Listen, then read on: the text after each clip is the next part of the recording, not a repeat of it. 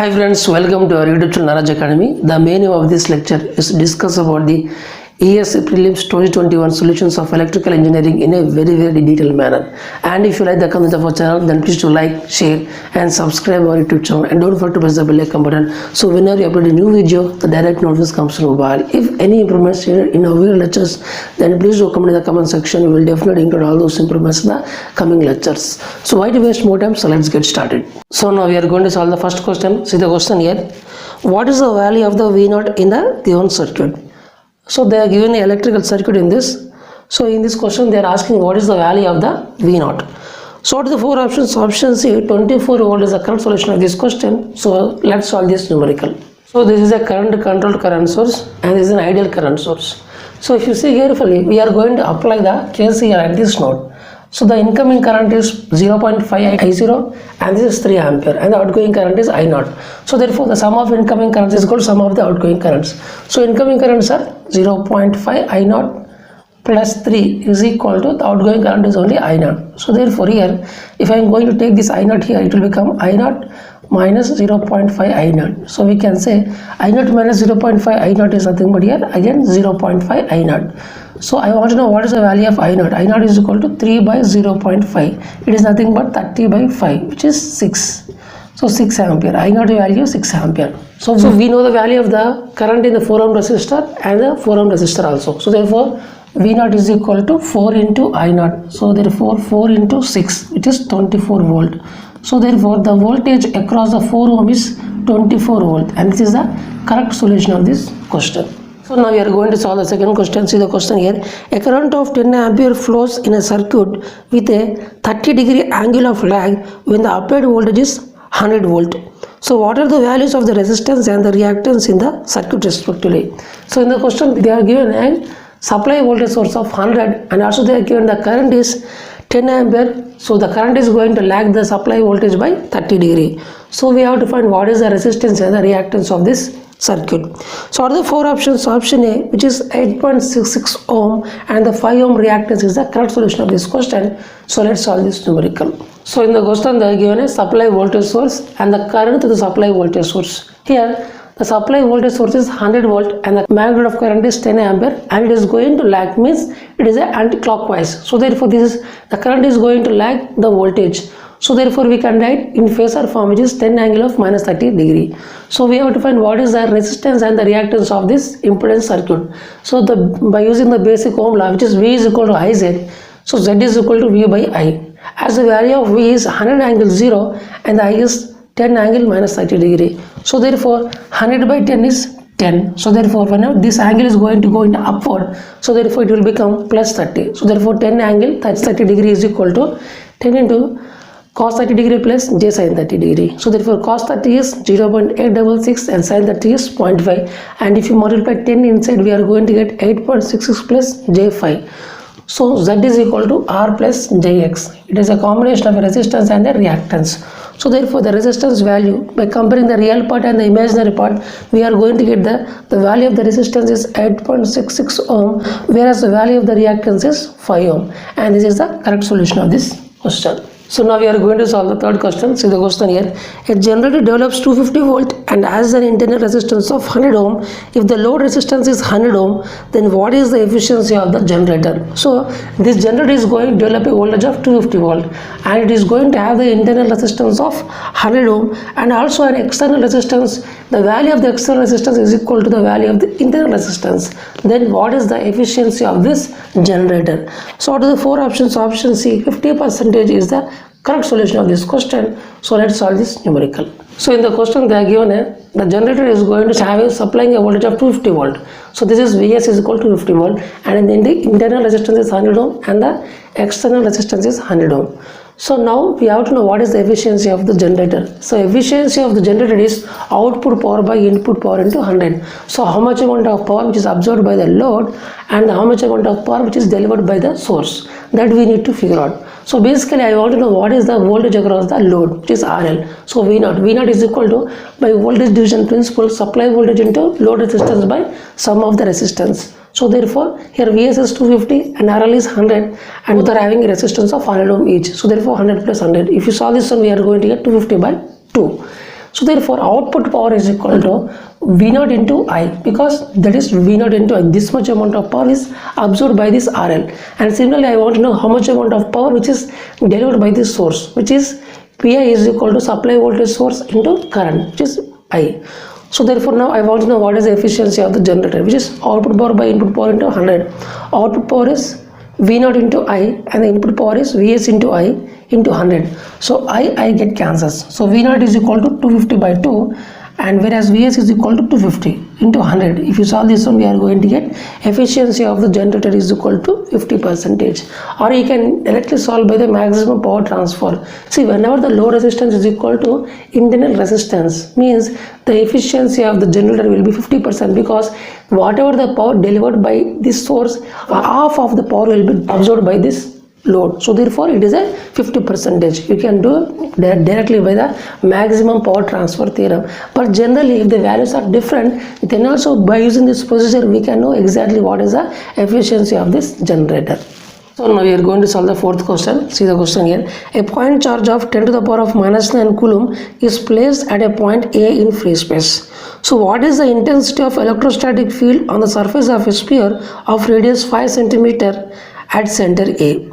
So take 1 by 4 pi epsilon naught is equal to 9 to 10 to the power of 9 in SI units. So basically they are given a point charge of 10 to the power of minus 9 coulomb. It is going to present at the center of the sphere, and we need to find what is the electric field on the surface of the sphere, and the radius of the sphere is 5 centimeter.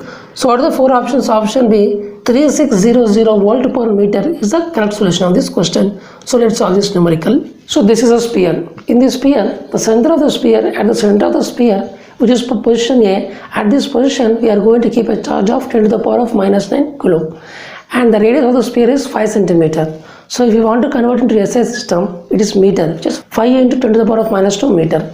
So now I want to know what is the electric field on the surface of this sphere. So electric field is equal to charge enclosed by the 4 pi epsilon naught r square.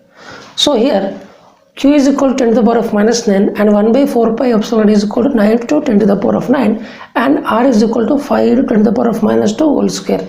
So if you solve this one, this will become, this both get cancels. So therefore 9 by 25 into 10 to the power of minus 4. So this 10 to the power of minus 4, if it go upside, it will become 9 into 10 to the power of 4 by 25. If you solve this one, we are going to get 3600 volt per meter. So this much amount of electric field which is present on the surface of this sphere. Now we are going to solve the fifth question. A coil resistance 30 ohm and inductance 0.6 Henry is switched onto a 240 volt supply. What are the rate of change of current at the instant of closing the switch at t is equal to 0, and the magnitude of the final steady state current respectively? So in this question they are given a resistor and an inductor. They are connected in the series. The resistance value is 30 ohm and the inductor value is 0.6 Henry. And also they are given a supply voltage of 240 volt. And now we need to find what is the rate of current at whenever the switch is closed at that instant t is equal to 0. We need to find what is the rate of the current, and also what is the steady state value of the current. These two things we need to figure out. So what are the four options? Option B, 400 ampere per second and the 8 ampere is the correct solution of this question. So let's solve this numerical. So this is a series resistor and an inductor. The resistor value is 30 ohm and the inductor value is 0.6 Henry. And we are going to give a supply voltage source of 240 volt, and the switch is closed at t is equal to 0. The current in the circuit is I of t. The expression, this circuit is in a charging mode, so therefore the current expression is Vs by R into 1 minus e to the power of minus t by tau for t greater than or equal to 0. So therefore tau is equal to time constant, which is L by R. So now in the question they asked what is the rise of current, what is the rate of rise of current at t is equal to 0, means we have to find what is di of t, derivative of the current we need to figure out. So di of t by dt. So this Vsi by R is a constant value. So Vs by R is a constant value. So 1 is a constant. So if you take any derivative, it will become 0 minus. So exponential derivatives again become exponential. So e to the power of minus t by tau. Again we have to do the derivative of this minus t by tau. So therefore it will become minus 1 by tau. So minus minus will become plus. So therefore Vs by R into 1 by tau e to the power of minus t by tau. But here we need to find what is the rate of rise of current at t is equal to 0. So wherever t is there, small t, we have to substitute 0. So this value will become 1. So therefore Vs by R into 1 by tau. So Vs by R tau. Tau is equal to L by R. If you substitute that one, if you do simplification, we are going to get Vs by L. So the rate of rise of current at t is equal to 0 is Vs by L. So Vs is equal to 240 volt and L is equal to 0.6 Henry. If you solve this one, we are going to get 400 ampere per second, because the current unit is ampere and the time unit is second. So therefore ampere per second. And similarly, now we need to find what is the steady state current. Now the general expression of the current is I of t is equal to Vs by R into 1 minus e to the power of minus t by tau. Steady state current is the final value. So at t is equal to infinity, what is the current value we need to figure out. So if you substitute t is equal to infinity, this value will become 0, because e to the power of minus infinity is nothing but 1 by e to the power of infinity. It is equal to 0. So 1 minus 0 is again 1. So therefore Vs by R is the steady state value current. So therefore Vs value is 240 and R is equal to 30 ohm. If you solve this one, we are going to get 8 ampere. So therefore the steady state current is 8 ampere and the rate of rise of current at t is equal to 0 is 400 ampere per second. This is the correct solution of this question. So now we are going to solve the sixth question. See the question here. A stepper motor with a step angle of 15 degree has a stepping frequency of 300 steps per second. So what is the motor speed? So in the question they are given a stepper motor with a step angle of 15 degree. Means for each one step the angle covered is 15 degree and has a stepping frequency of 300 steps per second. So in 1 second this motor can have a 300 steps. So here they are asking what is the motor speed in terms of the RPM, means rotations per minute or revolutions per minute. Means in a 1 minute how many revolutions or rotations which are made by this rotor we need to figure out. So the four options, option A 750 RPM is the correct solution of this question. So let's solve this numerical. So in the question they are given a step angle of 15 degree, means each step will have angle of 15 degree and stepping frequency is equal to 300 steps per second. Means in 1 second this motor can have a 300 steps. So we need to find what is the motor speed in terms of RPM. So therefore if you see carefully, one step is equal to 15 degree. So I want to know in how many steps I can make a 360 degree, means one revolution.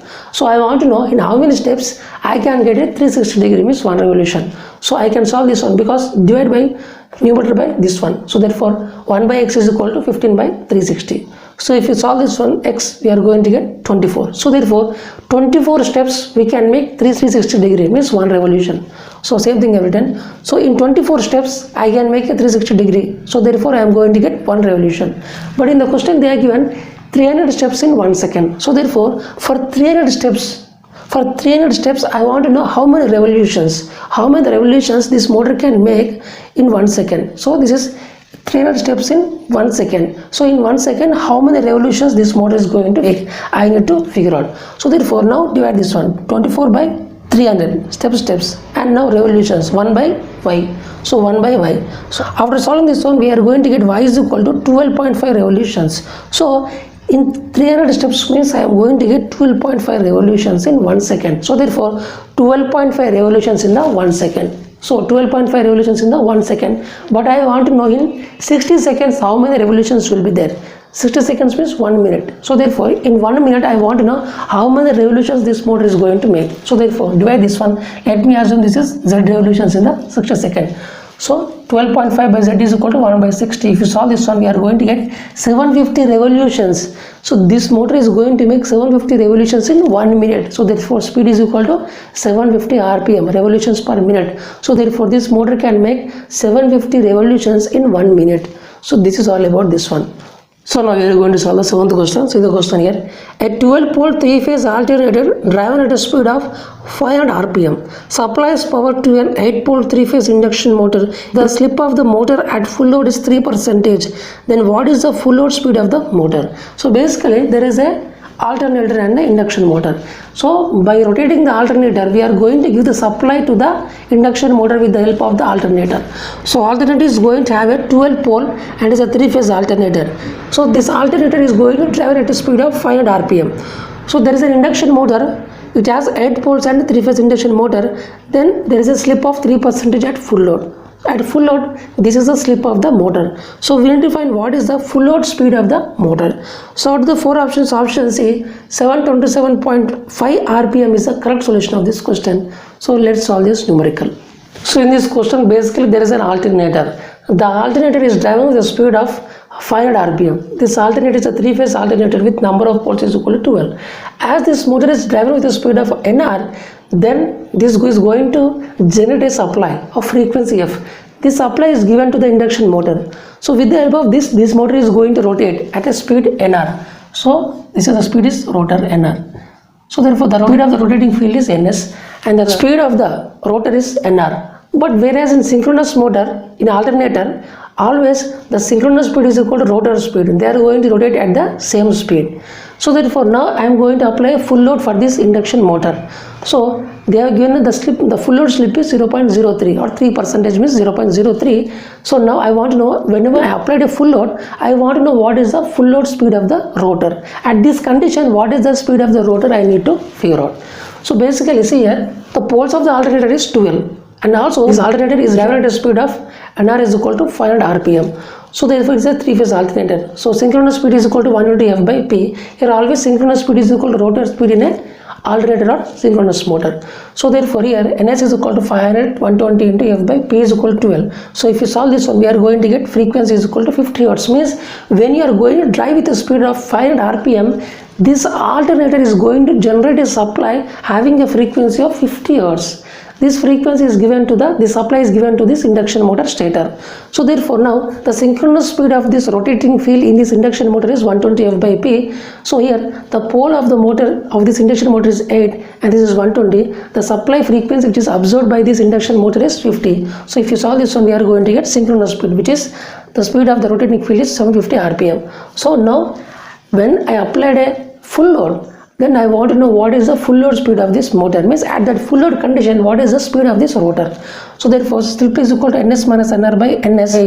Arranging this one, Nr is equal to Ns into 1 minus S. So this is Ns is equal to 750 RPM. 1 minus slip is which is already given 0.03. So at the full load. So therefore now after solving this one, we are going to get 727.5 RPM. So therefore at full load when we applied a full load, the full load speed of the rotor is 727.5 RPM. This is the correct solution of this question. So now we are going to solve the 8th question. See the question here.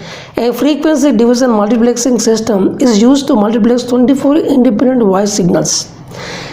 Single sideband modulation is used for the transmission. Each voice signal is allotted a bandwidth of 4 kHz. So what is the overall transmission bandwidth of the channel? So basically this is a frequency division multiplexing.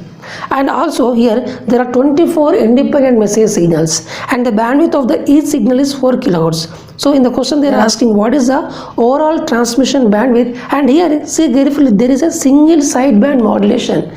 It is not a dual sideband modulation. Means we are going to use only single sideband modulation, and then we have to figure out what is the overall transmission bandwidth we need to figure out. So out of the 4 options, option D 96 kHz is the correct solution of this question. So let's solve this numerical. So same this type of question I have explained in the communication system playlist also. I have explained the full concept regarding how we are going to get these two formulas. Everything I have explained in our communication systems numericals. So basically the bandwidth is equal to the number of signals into twice the bandwidth of each signal plus n minus 1 into God band. It is for the dual sideband modulation. But if it is single sideband modulation, we have to replace 2W by W. Means only half of the 2W we are going to transmit. So therefore here in place of 2W we have to use the W, and remaining everything is same. So in the question they are given a number of signals is equal to 24, and also the bandwidth of each signal is equal to 4 kHz. Means W is equal to 4 kHz, and they have nothing given about the God band. So therefore we can assume its value is 0. So if you substitute in the question, they have told about the single sideband. So therefore we have to use this formula. So therefore n is 24 and the W is 4. So 24 into 4. So God band is nothing but 0. They have nothing given about it. So I am going to assume it is 0. So therefore 24 into 4 is equal to 96. The unit is kilohertz because number of signals is a number and this is a kilohertz. So therefore 96 kilohertz. This is the overall bandwidth of the transmission. This much amount of bandwidth is covered by the overall signal. So now we are going to solve the 9th question. See the question here. The highest frequency component of a speech signal needed for telephonic communications is about 3.1 kHz. So what is the suitable value for the sampling rate? So in the basically they are given for telephonic conversation the maximum frequency is 3.1 kHz. So what is the suitable value of the sampling rate? We need to figure out, means sample frequency, how much fs we need to figure out. So out of the four options, option D 8 kilohertz is the correct solution of this question. So let's solve this numerical. So maximum message signal frequency can be only 3.1 kilohertz. More than that it can't be, because that is a telephonic communication, has some limit. More than that it is not allowed. So therefore maximum message signal frequency can only be 3.1 kilohertz. So always we have to do sampling frequency must be greater than or equal to twice the maximum frequency of the message signal. So therefore we know the value of FM max, which is 3.1. So 2 into 3.1 is 6.2 kilohertz. So therefore the sampling frequency must be greater than or equal to 6.2 kilohertz. So out of the four options we need to check which option is going to satisfy this condition. So this 1, 2 and 4 are lesser than the 6.2, so they are not the solutions. So only 8 kilohertz is more than 6.2, so therefore we can see that this is the correct solution of this question. Always the sampling frequency must be greater than or equal to 6.2 kilohertz, so therefore only 8 kilohertz is going to satisfy this condition. So therefore 8 kilohertz is the correct solution of this question. So always the sampling frequency, always we have to do the sampling twice the maximum frequency, always greater than that. So now we are going to solve the 10th question. See the question here. The value of the integration x square e to the power of ax dx is. So we need to find what is the integration of the x square e to the power of ax dx is. So out of the four options, option C is the correct solution of this question. So let's solve this numerical. So integration of f into g is equal to f into integration of g minus f dash of double integration of g plus f double dash of triple integration of g, and goes on. So plus minus plus minus plus minus, it will be, suppose next third derivative means g will be fourth integration, like that it will goes on continue up to infinity. So always here the value of f will be always islet. This principle will become islet, with inverse function, logarithmic, algebraic, trigonometric and exponential. So whatever this thing which is going to come first, that thing we are going to assume it as f, and the remaining thing is assumed as a g. So if you see carefully, integration of x square into e to the power of ax. So x square is a algebraic and e to the power of ax is a exponential. So therefore algebraic is going to come earlier than the exponential. So therefore algebraic we are going to assume it as f, and the exponential is we are going to assume as g. So same formula we are going to apply. So therefore the first is x square. Now e to the power of ax integration, e to the power of ax by a. Next is minus, here x square derivative is 2x, and we have to integration of this one again. So e to the power of ax by a square, and similarly plus for this we need to do a one more derivative, it will become 2, and for this again we have to do another integration, it will become e to the power of ax by a cube. Now we have to rearrange this one. So I rearrange this one, and now I am going to take a common as e to the power of ax by a cube. So after taking e to the power of ax by a cube is a common in all these three terms, this is the expression I am going to get. So therefore this is the correct solution of this question. So we have to choose f or g based on the islet, inverse functions, logarithmic functions, algebraic functions, trigonometric functions and the exponential functions. So whatever that function which is coming earlier, that function we are going to assume it as f, and the remaining function is assumed as g. So by using this formula we have to solve this numerical. So if you see carefully, x is a algebraic and e is a exponential. So therefore algebraic is going to come earlier than the exponential. So algebraic we are going to assume it as f, and the remaining thing is g. So by using that formula we have this numerical. So finally this is the correct solution of this question. By this lecture we have successfully completed the 10 questions which are the ESE prelims 2021 questions of the electrical engineering in a very detailed manner. And if you like the content of our channel, then please do like, share and subscribe our YouTube channel, and don't forget to press the bell icon button, so whenever you upload a new video the direct notification comes from mobile. If any improvements needed in our lectures, then please do comment in the comment section. We will definitely include all those improvements in the coming lectures. Thank you so much for watching this lecture. Keep small and take care, and bye bye.